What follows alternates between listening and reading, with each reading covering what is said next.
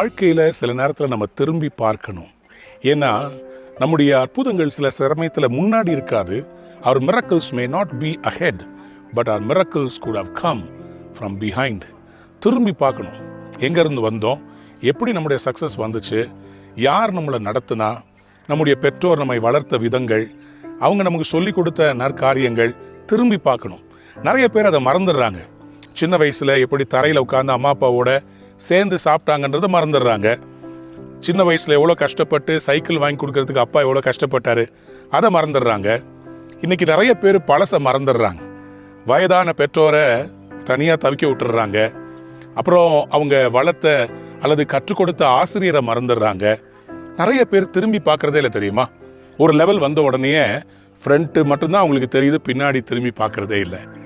ஆண்டவராகிய இயேசு கிறிஸ்து அவர் நமக்கு பக்கத்திலேயே நிற்கிறார். ஆனால் எப்போ ஹெல்ப்புக்கு கூப்பிட்டாலும் அவர் நமக்கு உதவி செய்ய ரெடியாக இருக்கிறார். ஆண்டவராகிய இயேசு கிறிஸ்து சிலுவையில் அடிக்கப்பட்டு அவர் கல்லறையிலே வைக்கப்பட்டிருக்கிறார். கல்லறை அண்டையிலே 3ஆம் நாள் மகதலேனா மரியாள் வந்து அவள் அந்த கல்லறையில இயேசுவுக்கு நலத தைலத்தை போடலான்னு சொல்லி வந்து பார்த்தா அவருடைய சரீரம் அங்கே இல்லை. ரொம்ப துக்கத்தோடு இருக்கிறார். அந்த நேரத்தில் பின்னாடி இயேசு வந்து நிற்கிறார். அவள் திரும்பி பார்த்து அவர் இயேசு கிறிஸ்து என்பதை அவர் உணராமல் தோட்டக்காரன் நினைச்சுக்கிட்டு இயேசு கிறிஸ்துவுடைய சரீரத்தை எங்க வச்சீங்கன்னு சொல்ல முடியுமா? அவர் வந்திருக்கிறவர் இயேசு. ஆனா இந்த அம்மா கண்ணுக்கு தெரியல. நிறைய நேரத்துல நம்முடைய அற்புதம் நம்முடைய கண்களுக்கு தெரிவதில்லை. கடவுள் நமக்கு கொடுக்கிற அற்புதம் நமக்கு பின்னாடியே நிக்குது, திரும்பி பார்க்கறது இல்லை. திரும்பி பார்த்தாலும் அவர் நமக்காக வச்சிருக்கிற அந்த அற்புதத்தை நம்ம புரியறதில்லை. ஏன்னா நம்முடைய பயம் கண்ணை மறைச்சிருது. எப்படி எனக்கு குழந்தை பிறக்கும்? திரும்பி பார். உங்க அம்மாவுக்கு உங்களை எப்படி கொடுத்தார் ஆண்டவர், உங்களுக்கும் செய்வார். திரும்பி பாருங்க. கடன்ல இருந்து எப்படி வந்தேன், திரும்பி பாருங்க. முன்னாடி எப்படி வந்தீங்க. ஏசாயா 46ஆம் அதிகாரம் 9ஆம் வசனம். முந்தி பூர்வ காலத்தில் நடந்தவைகளை நினையுங்கள், நானே தேவன், வேறொருவரும் இல்லை.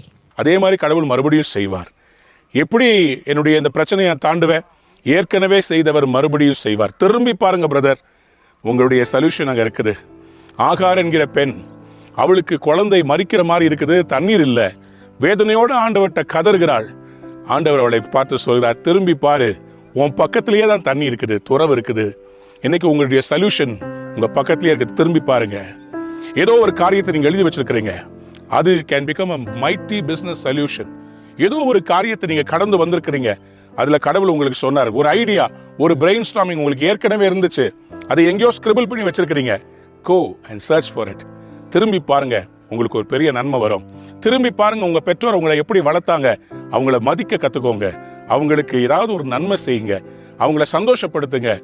கடவுள் நிச்சயமா உங்கள் பேரில் திரும்பி பார்ப்பார், உங்களை திரும்பி பார்ப்பார். நீங்க நன்மை செய்யும் போது அவர் திரும்பி பார்ப்பார். மற்றவங்களுக்கு நீங்க உதவும் போது அவர் திரும்பி பார்ப்பார். இன்றைக்கு அவர் உங்களை திரும்பி பார்ப்பார். நீங்களும் திரும்பி பாருங்க. God bless you. Turn around and see your blessing is waiting.